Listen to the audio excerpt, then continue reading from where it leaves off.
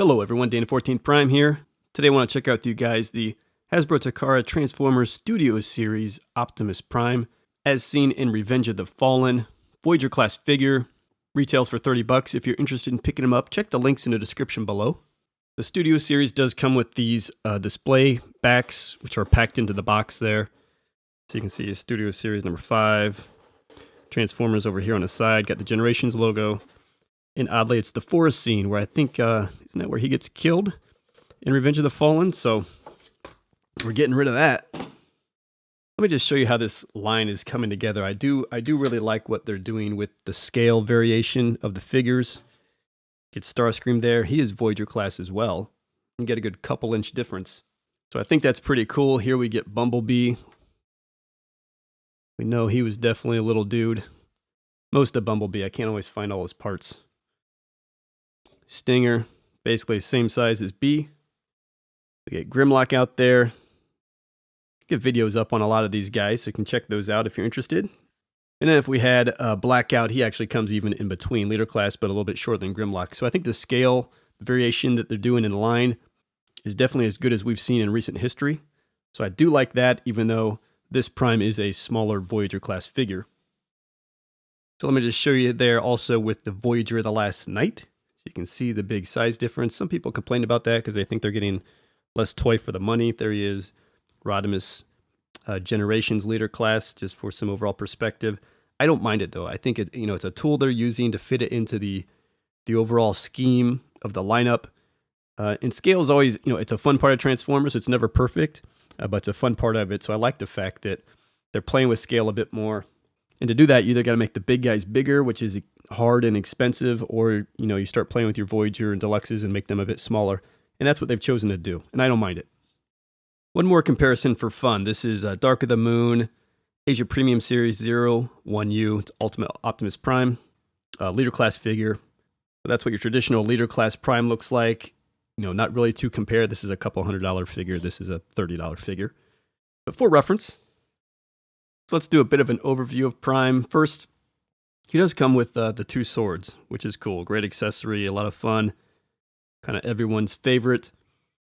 You don't get the big blaster, unfortunately. I'm sure there'll be some sort of aftermarket add-on you can get from China cheaply eventually. But 2 of these, and they just kind of plug right into the top of his hand. He grips them. So pretty cool. So here's Prime overall, again, as seen in Revenge of the Fallen. I think it's pretty well done for a Voyager class figure. I think this line is really shining in the Leader and Voyager class lines.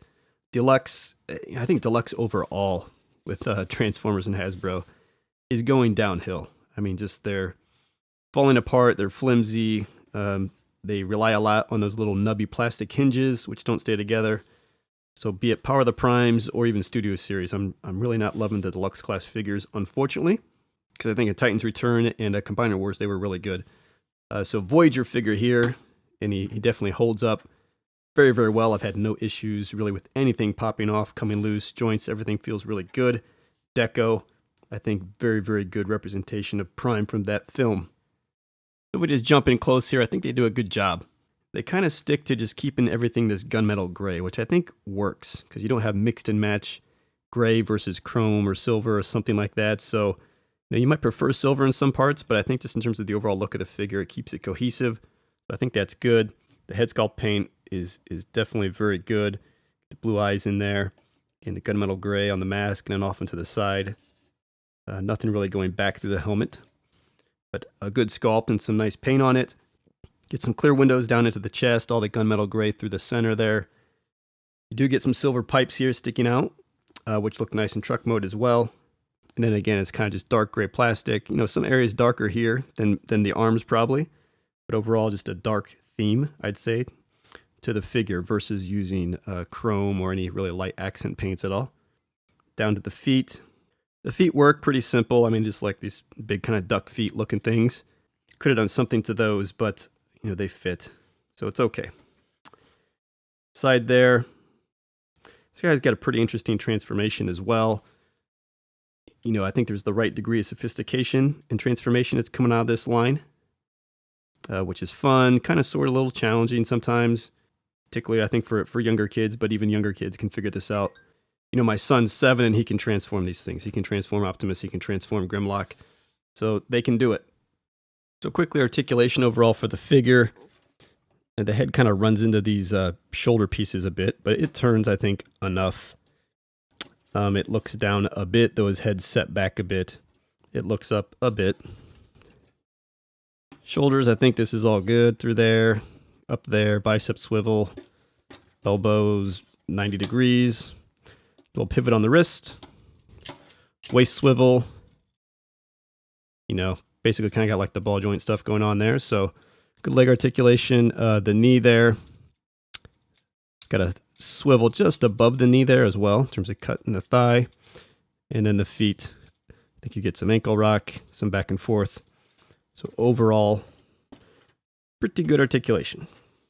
So to transform Optimus, let's start upstairs and just pop this hinge off of the side of the shoulder there. The chest plates fold together and then fold back. Get his arms out here. You will find, just kind of get these pieces on the side loose. You'll find a peg there. You want those to be inside because they peg together like that. So get those facing inside. And you can peg them together. It just helps keep you situated. Fold up the wrists there like that. Important that the back of the hands are facing in together. Otherwise, you have a hard time closing up the hood here, which just kind of wraps around, by the way, to sort of make the front of the truck. So a lot of this is like, you kind of got to put it all together at the end, but this is sort of what we want to do for now here. And we need to get a lot of parts out here. So if we kind of lift up the back, we can start to feed forward, you know, what's going to be the front of the truck there. So you can just feed that forward. Same here. Little pieces with the tanks there. Start to feed this forward, just get it out from behind the guy. Flaps here that will make the side of the truck. I like to just get everything out. So it's all there and available. To tuck in his head, we just want to create some space here and flip it back. Pretty standard. That'll line up here in the front. Put that back. On the top here, you can bend these down. We're just kind of prepping the assembly of the cab right now. We've done all that. Let's do some stuff downstairs. The wheels here just flip or slide. You know, just kind of pull them forward like that. And then here on the top of the legs and the foot, it all just folds up. There we go. It's going to kind of separate just below the knee there and rotate the entire thing like that. So again, separates just below the knee, rotates all the way over like so. And of course, that's going to kind of make Prime's hitch. Get a nice peg here. That's obvious. Peg that. Some pegs in here on the hitch. You know, peg those for now. Give you a little bit of stability. Again, definitely need to come back to a lot of this stuff. So coming back to the cab here, which we kind of left just all in a bunch of pieces. Let's rotate the waist. As we know, we want the wheels. There's the top of the cab. Here's the wheels. As often the case with Optimus, you get a little break there at the waist, right? So do that, and it'll start to let you flatten him out. Kind of start to look like a truck. Here's some more things we need to fold out on the side. We'll see how that works. Pull those forward. They will be the front wheels. So again, they were here. Kind of have this thing that pulls out, and just bring it up to the front. So now we just got to get all this stuff together. Created a bit of a mess, but it's all there. So first we want to put the front end together. So we've situated this. Actually here for these shoulders, fold back the blue pieces because it's going to create some space for you. So those are actually going to rotate there at the shoulder. I just did that. Rotate it back at the shoulder. Tuck the blue pieces underneath there. So for the arms here, if we just kind of fold these up right at the elbow there, we can make the front of the truck. And you see you get the red in the front. Fix your peg. You're often going to be fixing pegs and coming back and fixing pegs. It's fine. You want to kind of tuck that underneath the windshield. Let's leave that like that for now, though it's not perfect. We flipped these around, recall. So when you kind of flip those down, and you can see it's going to come around to the front. So pulled it out, you got to flip it down, and it's just going to fold into the front. Peg together, to make the front of the grill. We had prepped out these wheels. They can now come forward. They're just going to sit in there like so. This one's practically already done it itself. Now a lot of panel stuff up here that we need to get together. So these really thin panel with a little tank on it comes forward, and you kind of just bend the tank back a bit, and that will slide in there. This top piece on the smokestack, rotate it back. You like 3 rotating pieces on there. So again, a bit complex, but it is intuitive. You're just trying to line up panels. So again, we want to fill a gap there. So bring that forward. We want to push that back because we're going to make the side of the truck. And again, the little canister thing here, whatever it is, pull that back. And then these need to be just really driven in there so they sit tight. So there you go. Front end looks okay together. Now you got to kind of put this cab together, which can be a bit painful because all this stuff needs to just sort of connect. So if we put that together, we've got all these little sections here now to click together. So those two, not too bad actually.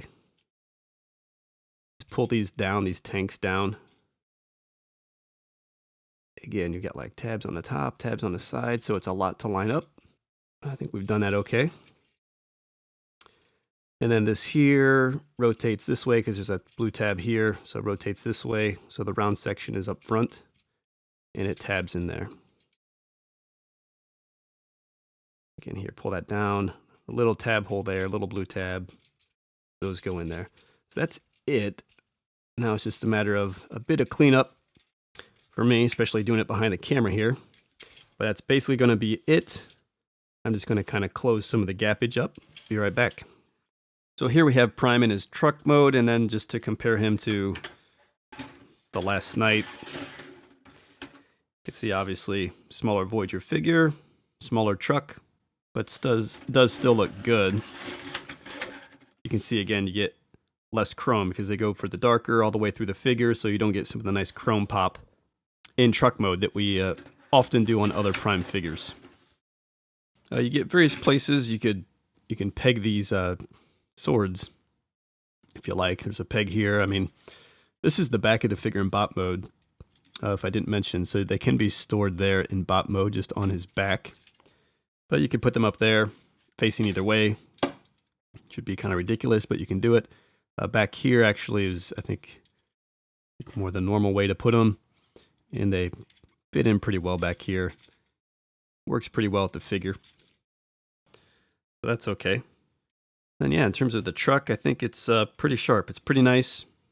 Not the nicest truck because of all the darkness through the figure, but you do get these silver smokestacks. You get the paint's not perfect. The silver kind of shades into the back of the window there on both sides of mine. I think you can see that. Pretty much black windows all the way around. Again, the gray theme, where a lot of this would be chrome on kind of pimped out Primes. Trailer hitch and everything in back. I do like the nice dark blue. Again, that's dark all the way through the figure. The dark red. The flames are pretty basic. They're not outlined or pinstriped or anything like that. It's a shiny metallic blue, and it does work well.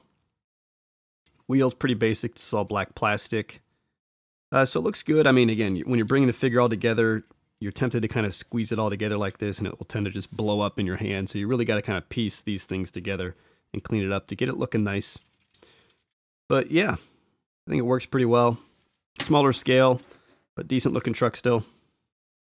So there you have it, guys. Hasbro Takara Studio Series Revenge of the Fallen Optimus Prime Voyager glass figure. Links in the description below if you're interested in picking this figure up. Check out my Amazon page. Like, comment, subscribe, all that fun stuff. Follow me on Instagram. And thanks for checking in. I'll see you next time.